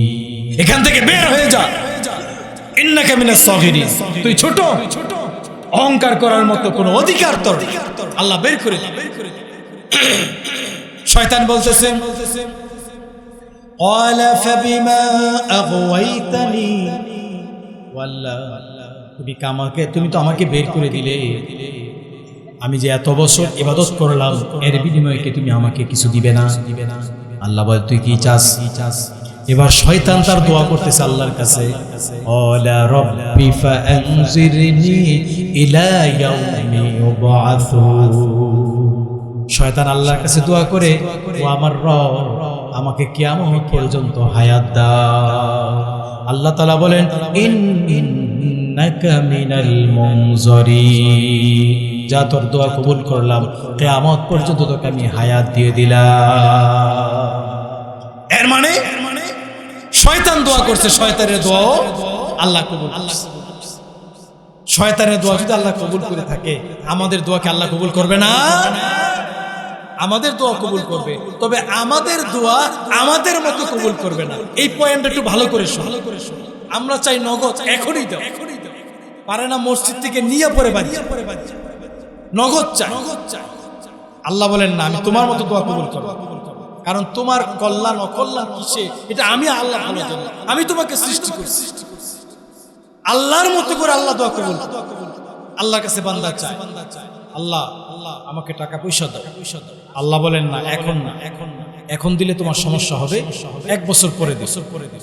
আবার চায়, আবার একজন চায়, আল্লাহ বলেন না, এখন তোমারে দিব না, তবে তোমার সন্তানদের সময় দিব, এখন দিলে তোমার সমস্যা। আবার আল্লাহর কাছে চায়, আল্লাহ বলেন না, এখন না, 10 বছর পরে, এখন দিলে সমস্যা। আবার আল্লাহর কাছে চায় একজন, আল্লাহ বলেন না, তোমাকে সম্পদ দিলে তোমার সমস্যা হবে, ক্ষতি হবে, তুমি হয়তো ঈমান থেকে চলে যাবে, তোমাকে আমি সম্পদ দিলাম না, তবে তোমাকে 2টা নেককার সন্তান দিয়ে দিলাম, অর্থের বিনিময়ে সন্তান দিলাম, নেককার সন্তান, যার উসিলায় তুমি জান্নাতে চলে যাবে। আবার আল্লাহর কাছে চায়, সারা জীবন চায়, কিন্তু আল্লাহ দেয় না। কিন্তু হাসরের ময়দানে ওই যত দোয়া করছে, ওই দোয়ার বিনিময়ে আল্লাহ তাআলা দেয় নাই, কিন্তু তাকে নেক দিয়ে দিবে। তখন বান্দা আফসোস করে বলবে, আল্লাহ, দুনিয়াতে যদি আমার একটা দোয়া কবুল না হইতো, তাহলে পৃথিবীতে আজকে হাসরের ময়দানে আমি লাভবান হয়ে যেতাম। জোরে কোন সুবহানাল্লাহ। সুতরাং আজকে থেকে এই আকীদা, এই বিশ্বাস পোষণ করব যে আল্লাহ তাআলা অবশ্যই আমাদের দোয়া কবুল করে, কিন্তু একটু সময় আমরা বুঝি না। আমরা মনে করি এখনই লাগবে, আমরা মনে করি এখনই লাগবে। আল্লাহ বলছেন না, এখন দিলে সমস্যা হবে। আমরা বলি না এখন লাগবে, আল্লাহ বলছেন না পরে দিব। তবে প্রিয় ভাইরা আমার, এই দোয়া যে আল্লাহ কবুল করেন, আল্লাহর কাছে সেইভাবে চাইতে হবে।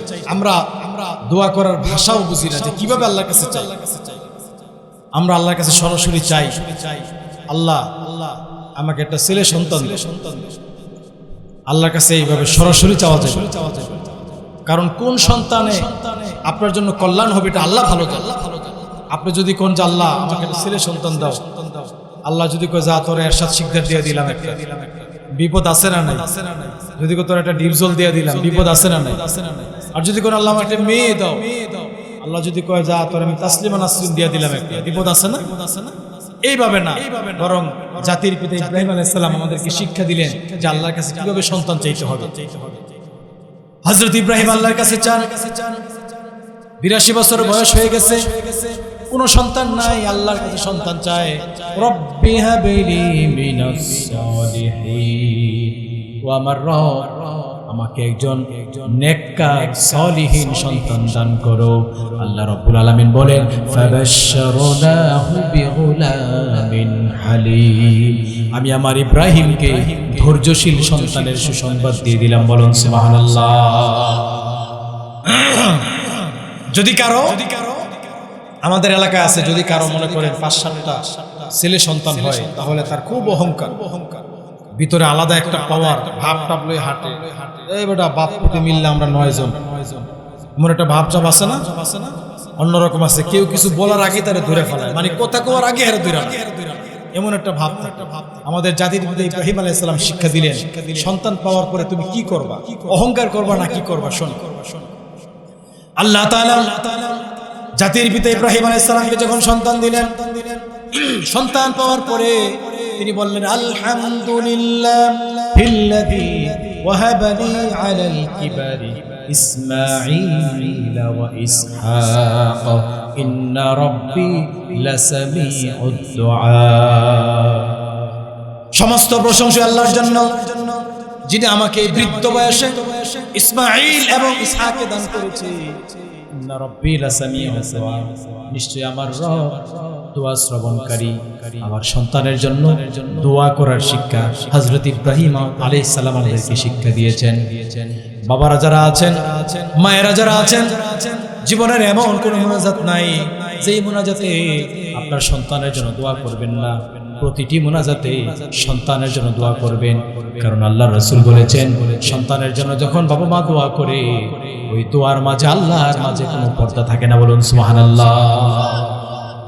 সন্তানের জন্য কি দোয়া করবেন হযরত ইব্রাহিম শিক্ষা দিচ্ছেন, রব্বি জাআলনি মুকিমাস সালাতি ওয়া মিন যুররিয়াতি রব্বানা ওয়া তাকাব্বাল দুআ রব্বানা ইগফিরলি ওয়া লিওয়ালিদাইয়া ওয়া লিল মুমিনিনা ইয়াওমা ইয়াকুমুল হিসাব। সন্তানের জন্য তো অনেক দোয়া করি যে আমার সন্তানকে কোটিপতি বানায় দে, সন্তানকে ইউরোপে যাওয়ার ব্যবস্থা করে, এই দোয়াই তো করি। কিন্তু ইব্রাহিম আলাইহিস সালাম শিক্ষা দিচ্ছেন না, সন্তানের জন্য প্রথম দোয়া করো যে আল্লাহ আমার সন্তানকে তুমি নামাজ প্রতিষ্ঠাকারী, নামাজ প্রতিষ্ঠাকারী সন্তান আমাকে দান করো। এই দোয়া করেন বেশি। সন্তান যদি কোটি টাকার মালিক হয়ে যায় আপনার লাভ, যদি নামাজি না হয়, যদি কোরআন তেলাওয়াতকারী না হয়, এই সন্তান হাসরের ময়দানে আপনার বিরুদ্ধে মামলা দিবে। আল্লাহর কোরআন বলছে সূরা তাকাবুর, আল্লাহ রাব্বুল আলামিন বলেন ইয়া আইয়ুহাল্লাযীনা আমানু ইন্না মিন আজওয়াজিকুম ওয়া আওলাদিকুম আদুওয়াল লাকুম ফাহযারুহুম। হে ঈমানদারেরা, তোমাদের কারো কারো সন্তানেরা, কারো কারো স্ত্রীরা হাসরের ময়দানে তোমাদেরই বিরুদ্ধে মামলা দিবে। সন্তানেরা বলবে আমি পরীক্ষায় ভালো করি নাই, এইজন্য আমার বাবা মা আমাকে শাসন করেছে, আমাকে বকা দিয়েছে, কিন্তু আমি যে নামাজ পড়ি নাই, কোরআন তেলাওয়াত করি নাই, সেই জন্য আমাকে কিছু বলে নাই।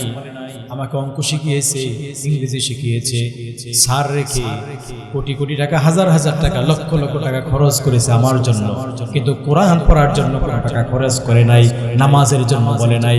আজকে আমি বাবা মার বিরুদ্ধে মামলা দিলাম, আমি একা কেন জাহান্নামে যাব? এই বাবা মা সহ আমি আজকে জাহান্নামে যাব। বলুন নাউজুবিল্লাহ। সন্তানের জন্য এই দোয়া করতে হবে, আমার সন্তানকে নামাজ প্রতিষ্ঠাকারী বানাও। আমরা তো এমন সন্তান রেখে যাই, যেই সন্তান আমার মৃত্যুর পরে জানাজার নামাজটা পড়তে পারে। জানাজার নামাজ পড়ানোর জন্য মসজিদের ইমাম আনতে হয়, মাদ্রাসার উস্তাদ আনতে। মসজিদের ইমামরা আসবে, ভালো কথা, মাদ্রাসার শিক্ষকরা আসবে, আলেম ওলামা আসবে, আপনার বাবা মার জানাজার নামাজে অংশগ্রহণ করবে। কিন্তু তারা যদি আপনার বাবার জানাজায় আসে, আপনার জানাজায় আসে, তারা দোয়া করবে, দোয়া আসবে মুখ থেকে। আর আপনার সন্তান যদি আপনার জানাজা পড়ায়, দোয়া আসবে কলিজাতে, কলিজা ফেটে দোয়া করে। সন্তানের চোখের পানির উসিলায় আল্লাহ বাবা মার কবরে আযাব মাফ করুন। সন্তানকে যে কোনো শিক্ষা শিক্ষিত করা, কিন্তু সবার আগে তাকে কোরআন শিক্ষা, যেন আপনার জানাজার নামাজ পড়াইতে। সন্তানকে ডাক্তার বানান, প্রকৌশলী বানান, ব্যবসায়ী বানান, ইঞ্জিনিয়ার বানান, যা মরেছে কিন্তু কোরআন শিক্ষা দেন, নামাজ শিক্ষা দেন, যেন আপনার জানাজার নামাজ। আমরা তো এমন সন্তান রেখে যাই যে সন্তান জানাজার নামাজ পড়ে, ওযু করতে পারে না, নামাজ পড়তে পারে না।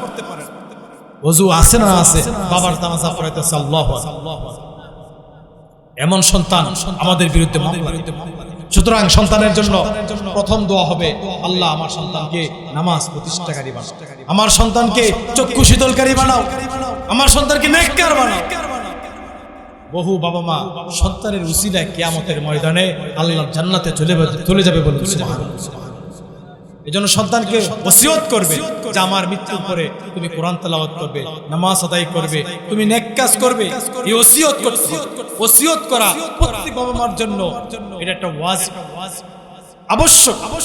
সমস্ত নবীরা সন্তানদেরকে ওসিয়ত করেছেন। ওয়াসা বিহা ইব্রাহিম বানিহি ওয়া ইয়াকুব। আল্লাহ বলছেন ইব্রাহিম আলাইহিস সালাম ওসিয়ত করেছেন, ইয়াকুব আলাইহিস সালাম ওসিয়ত করেছেন। আপনার আমার নবী, প্যারা নবী সাল্লাল্লাহু আলাইহি ওয়াসাল্লাম, তিনি ওসিয়ত। এবার সর্বশেষ কথা, আমরা যে দোয়া করি, দোয়াগুলো কেন কবুল হয় বা দোয়া কবুলের পূর্ব শর্ত, প্রি কন্ডিশন, এটা জানা দরকার আছে না নাই? বলেন তো। দোয়া কবুলের একমাত্র শর্ত, এক নাম্বার শর্ত, দোয়া কবুলের প্রি কন্ডিশন হলো হালাল রিজিক। হালাল রিজিক না খাইলে কারো দোয়া কবুল হবে না।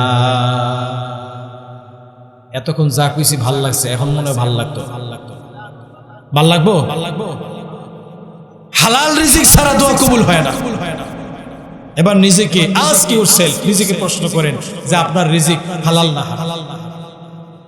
আমাদের সমাজে সুদ খায়, ঘুষ খায় এমন নামাজি আছে না? না, এই এলাকায় নাই, আমাদের এলাকায় আছে। হ্যাঁ, এত জোরে কোন কি? একবারে সামনের কাতারে নামাজ পড়ে, আবার সুদ খাওয়ার ব্যাপারও হয় সামনের কাতারে। সুদের টাকা দিয়ে, হারাম উপার্জন দিয়া হজ করে আইসা হাজি বাপ দেয়, বেটা 2-3 বার হজ করছে, আমি কি আর হাজি আছি নাকি? আমি তো এবার আলহাজ হয়ে গেছি। তারা আবার হাজি সাহেব না কইলে, আলহাজ না কইলে কিন্তু রাগ করে, কিন্তু তারা পুরাটা ইনকাম হারাম। এমন বহু হাজি আছে। একজন হাজির গল্প নবীজি সাল্লাল্লাহু আলাইহি সাল্লাম মুসলিম শরীফে বলতেছে, হারাম টাকা দিয়ে হজ করে আল্লাহর রাসূল বলেন, সুম্মা যাকারা রাজুলা ইউতিলু সাফারা আশআসা আগবারা ইয়ামুদ্দু ইয়াদাইহি ইলাস সামাই ইয়া রাব্বি মাতআমুহু হারামুন ওয়া মাশরাবুহু হারামুন ওয়া মালবাসুহু হারামুন ওয়া গুযিয়া বিল হারাম ফাআন্না ইউস্তাজাবু লিযালিক। নবীজি বলেন, একজন হাজী অনেক দূর থেকে এসেছে হজ করার জন্য, চেহারা দুলিত, চুলের মধ্যে বালু লেগে আছে, দাড়ির মধ্যে বালু লেগে আছে, সফরের চিহ্ন, ভ্রমণের চিহ্ন তার চেহারার মধ্যে দেখা যায়, দেখেই বোঝা যায় সে অনেক দূর থেকে হজ করার জন্য এসেছে। হজ্জে গেলে দোয়া কবুল হয়, আরাফার ময়দানে দোয়া কবুল হয়, খানায় কাবার সামনে দাঁড়ায় দোয়া করলে দোয়া কবুল হয়। এজন্য যদি কেউ বলে ভাই আমি উমরায় যাইতেছি, হজে যাইতেছি, সর্বপ্রথম আমাদের মুখ দিয়ে যে কথাটা বের হয়, ভাই আমার জন্য দোয়া কইরেন, বলে কি বলে না? যদি কেউ বলে ভাই আমি আমেরিকা যাইতেছি, আমরা কি বলি? ভাই দোয়া করি। এটা কে কইব? উল্টা কইব ভাই তোমার লাগি দোয়া করি, তুমি যেখানে ভালো থাকো। কারণ হজে গেলে দোয়া কবুল হয়।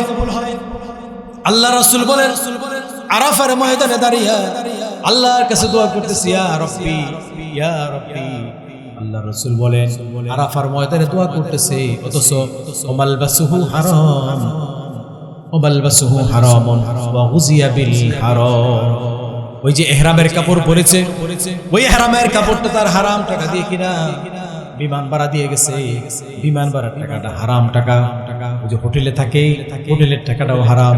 আল্লাহ রাসূল বলেন ফাআন্না ইউস্তাজাবু লিযালিক, তোমরাই বলো ওই হাজির তো আল্লাহ কিভাবে কবুল করবে?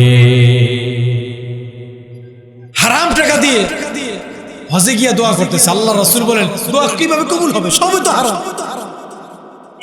সারা জীবন হারাম উপার্জন করেছে, হারাম উপার্জন করে আবার হজে গেছে, বড় হজে গিয়া এই শয়তানকে ঢিলা মারতেছে। চিন্তা করছেন? গেছে হারাম টাকা দিয়া, এখানে এই শয়তানকে ঢিলা মারতেছে। শয়তান তখন কয় তুই ভাই হইয়া ভাইয়ের লাগে বেঈমানি করলি, কি কর তুই আর আমি তো একই, তুই আমি ভাই হইতো, তুই আমারে মারস কি লাগে? তুই আমারে মারো 60টা, তোরে মারবো আমি 21টা। শয়তান যদি পারতো ওই হারাম করে 21টা বাইরে দিত। হারাম খায়, সুদ খায়, ঘুষ খায়, আবার সামনে কাতারে নামাজ পড়ে, নামাজ পড়তে পড়তে কপালের মধ্যে দাগ পড়ে গেছে। আল্লাহ রাসূল বলেন শোনো, মানিশতারা থাওবান বিআশারাতি দারাহিম ফীহি দিরহামুন হারামুন লাম ইয়াকবালিল্লাহু লাহু সালাতাহু মা দামা আলাইহি। কোন ব্যক্তি যদি 10 টাকা দিয়ে একটা জামা কিনে, একটা লুঙ্গি কিনে, ফীহি দিরহামুন হারাম, কোন নামাজি 10 টাকা দিয়ে একটা পাঞ্জাবি কিনলো, 9 টাকা হালাল ছিল, 1 টাকা হারাম ছিল। আল্লাহ রাসূল বলেন লাম ইয়াকবালিল্লাহু লাহু সালাতান মা দামা আলাইহি, ওই পাঞ্জাবি পরে সে যতদিন নামাজ আদায় করবে একদিনও তার সিজদা আল্লাহ কবুল করবে না। হারাম কয় টাকা ছিল? হ্যাঁ, আর হালাল সবই তো হালাল, মাত্র 1 টাকা হারাম। তার কারণে আল্লাহ বলেন একদিনও তার সিজদা কবুল হবে। অথচ হারাম খেয়ে, সুদ খায়, ঘুষ খায়, দুর্নীতি করে, মানুষের জায়গা দখল করে, নামাজ পড়ে মনে মনে ভাবতেছে নামাজ তো জান্নাতের চাবি, চাবি লইয়া লাইছি, জান্নাত আমার ঠেকায় কি? জোরে কোন সুবহানাল্লাহ। ওই দেখেন না বুঝে সুবহানাল্লাহ কইতেছে। হারাম খেয়ে নামাজ পড়লে জান্নাত পাইবো? আচ্ছা আপনারা কোন তো চাবি থাকলে কি বাড়ির মালিক হওয়া যায়? যেই লোকেরা ওই চাবি বানায়, এখন হাতের মধ্যে 200-300 চাবি আছে না? এর বাড়ি আছে কয়টা? হ্যাঁ, বাড়ি থাকলে কি আইতো নাকি? যদি হ্যাঁ বাড়ি থাকতো হ্যাঁ কি চাবি বানাইতো? এর মানে চাবি থাকলেই বাড়ির মালিক হওয়া যায় না। নামাজ পড়লেই জান্নাত, তবে ওই চাবি জান্নাতের চাবি, চাবি থাকলেই বাড়ির মালিক হওয়া যায় না। সূরা মাউন আল্লাহ বলছেন ফাওয়াইলুল লিল মুসাল্লিন, এমন কিছু মুসল্লি আছে যার জন্য ওয়াইলুন দুজুক অপেক্ষা। নামাজ পড়ে সে দুজুকে যাবে, জাহান্নামে যাবে। ওয়াইলুন দুজুক, আল ওয়াইলু ওয়াদিন ফি জাহান্নাম ইয়াহওয়ি ফীহিল কাফিরু 40 খরিফান। ওয়াইলুন এমন একটা দোজখ যার মধ্যে, এই যে গর্তের মধ্যে যদি কোনো নামাজি ব্যক্তিকে, জাহান্নামী ব্যক্তিকে ফেলায় দেওয়া হয়, তলে যাওয়ার জন্য 40 বছর প্রয়োজন হবে। বলুন নাউজুবিল্লাহ। প্রিয় ভাইরা আমার, নামাজ পড়ে কি লাভ হবে? জাল দলিল করে মানুষের জায়গা দখল করে, বোনের হক দেয় না, ভাতিজাদের হক দেয় না, ভাগিনাদের হক দেয় না, জুলুম করে মানুষের জায়গা দখল করে নেয়। যেই লোকের জায়গা দখল করে নিছে সে দুর্বল, কিছু বলতে পারে না, মানুষের কাছেও বিচার দিতে পারে না, থানায় বিচার দিবে সেই সত্য, কিন্তু আল্লাহর আদালতে বিচার, আল্লাহর কাছে বিচার। একটা মানুষের চলতে কত সম্পদ লাগে বলে, কত জায়গার প্রয়োজন। মানুষের জায়গা দখল করে অন্যায় ভাবে, তার চলার জন্য থাকার জন্য জায়গা আছে, সব আছে। 40 বছর হয়ে গেলে মানুষের খাবারের চাহিদা থাকে না, বিভিন্ন রোগ হয়ে যায়। কয়টা আর খাইতে পারে? সকালবেলা বলে যে সকালবেলা একটা রুটি, দুপুরে 1 কাপ ভাত, আর রাত্রের বেলা কিছু খাইতে পারবে না। খাইবেন তো খালি ঘাস খালি, মানে সবজি খান। 40-এর পরে মানুষের খাবার কমে যায়, খাবার খাইলে সে তাড়াতাড়ি ডাক্তার নিষেধ করে। কিন্তু দুর্নীতি করে হাজার হাজার কোটি টাকার মালিক হচ্ছে। এত কিছু থাকার পরেও গরিবের জায়গা দখল করছে, তারা আবার নামাজও পড়ছে। আল্লাহ রাসূল বলেন, মান আখাযা শিবরান মিনাল আরদি সুলমান ফাইন্নাহু ইউতাওয়াকুহু ইয়াওমাল কিয়ামাহ মিন 7 আরদি। যে ব্যক্তি অন্যায়ভাবে 1 বিঘত জায়গা মানুষের দখল করবে, হাসরের ময়দানে আল্লাহ তাআলা তার মাথার উপরে 7 তবক জমিন ঝুলাইয়া দিবে। 1 বিঘত জায়গা মানুষের দখল করবে, 7 তবক জমিন একেবারে নিচ পর্যন্ত, সমুদ্র পর্যন্ত উঠাইয়া তার মাথায় দিয়ে দিবে। কত জমিন লাগে, কত জমিন লাগে। অন্যায়ভাবে মানুষের জমি দখল, সুদ খায়, ঘুষ খায়, প্রতারণা করে ব্যবসায়ী, প্রতারক ব্যবসায়ী আছে না, মানুষের সাথে প্রতারণা করে মানুষকে ধোঁকা দেয়। আল্লাহ রাসূল বলেন, মাররু আলা সুবরাতিন মিন তুআমিন, কোন একদিন বাজারের পাশ দিয়ে, খাদ্য স্তূপের পাশ দিয়ে আমার নবী অতিক্রম করছিলেন। নবীজি যখন অতিক্রম করছিলেন বাজারের পাশ দিয়ে, ফাআদখালা ইয়াদাহু ফিহা, নবীজি ওই খাবারের ভিতরে তার হাত প্রবেশ করাইলেন। ফানালাত আসাবিউহু বালালান, তিনি দেখলেন তার হাতটা ভিজা ভিজা লাগে। আল্লাহ রাসূল বললেন, মা হাযা ইয়া সাহিবাত তুআম, হে খাদ্য স্তূপের মালিক, এটা কি ভিজা ভিজা লাগে কেন? এই ব্যবসায়ী বলল, আসাবাতুস সামা, গত রাতে বৃষ্টি হয়েছিল, এইজন্য আমার খাবারটুকু ভিজা ভিজা। নবীজি বলেন, আফালা জাআলতাহু ফাওকাত তুআমি হাত্তা ইয়ারাহুন নাস, ভিজা মালগুলো কেন উপরে রাখলে না, মানুষ যেন দেখতে পারে। সুম্মা ক্বালা, এরপরে নবীজি বললেন, মান গাশশা ফালাইসা মিন্না, যে ধোঁকা দেয় সে আমার উম্মত হতে পারে না। বলুন নাউযুবিল্লাহ। নামাজি ব্যক্তি, ও নামাজি ভাই, আপনি নামাজও পড়েন আবার সুদও খান। এই নামাজ আপনাকে কিভাবে জান্নাতে নিয়ে যান, জাহান্নামের কারণ হবে। প্রিয় নবীজি বলেন সাল্লাল্লাহু আলাইহি ওয়াসাল্লাম, নবীজি বলছেন, দিরহামু রিবা ইয়াকুলুহুর রাজুলু ওয়া হুয়া ইয়ালামু আশাদ্দু মিন সিত্তাতি ওয়া সালাসিনা জিনা, জেনে শুনে যে ব্যক্তি 1 টাকা সুদ খায় 36 বার জিনার গুনাহ তার আমলনামায় যোগ হয়। বলুন নাউযুবিল্লাহ।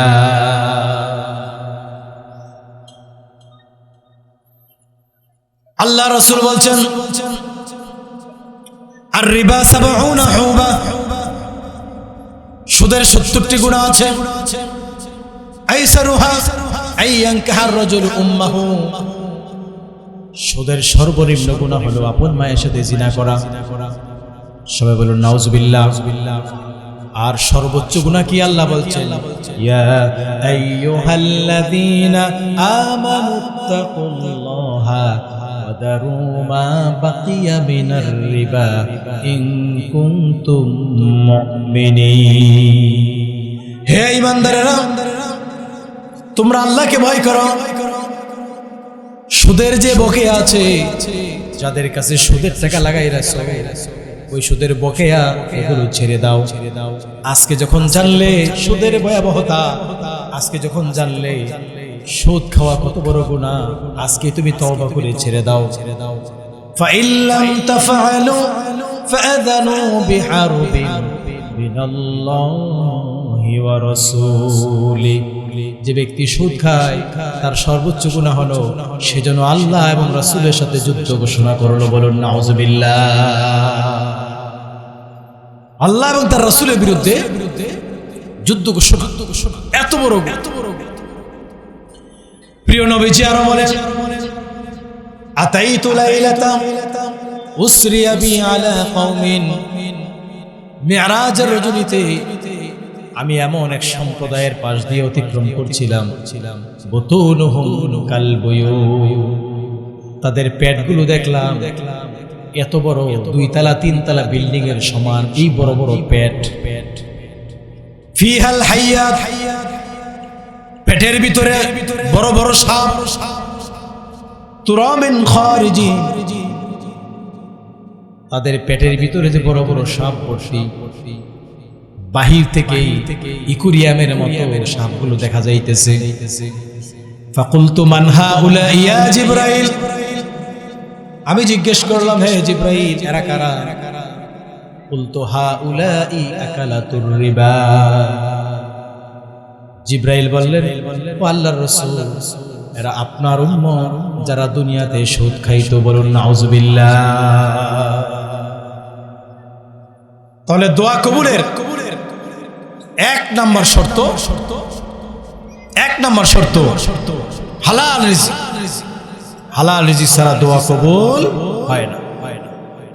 হালাল রিজিক ছাড়া যত হাজার কোটি টাকা আপনি দান করেন, সেই দান আল্লাহর দরবারে কোনো লাভ নাই, কবুল হবে।